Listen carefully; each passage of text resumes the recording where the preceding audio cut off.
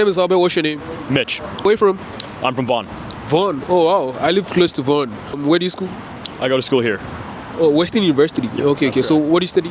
I study political science. What has been your experience living in Canada? I want to know what do you like about Canada? I think one of the great things I love about Canada is its diversity. I'm living about an hour from Toronto. I went to Toronto a lot as I was growing up. I still do, and just the beauty is there are so many people with so many different backgrounds, and also just Canada just has so much natural beauty.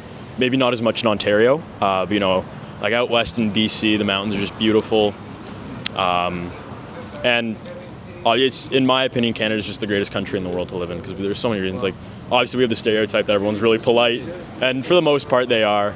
But it just has so much to offer here, and I'm so happy I was born here. But then the main one, what I wanted to know for tonight is what do you hate about your country? It's a good question. I think right now there's a lot of racism and hate on many different fronts growing. And I think that it's becoming normalized in a sense, and we need to really take action towards that. And that's really about all I can think of at the moment. Your country, Canada, do you think is a welcoming country? I'd like to think so, yeah. I'm a third generation Canadian. My grandparents came over after World War II, and obviously they've fully settled in.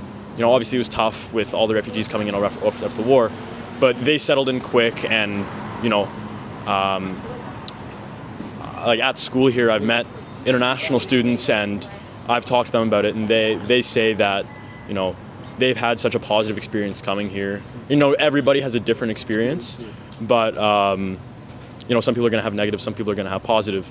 But I like to think that it's a very welcoming country. Obviously, there are groups of people that, there's many people who are anti-immigration that are just racist in general. But I think for the most part that it's a very welcoming country. Thank you very much for your time. No worries. Have a good rest of your night. Okay.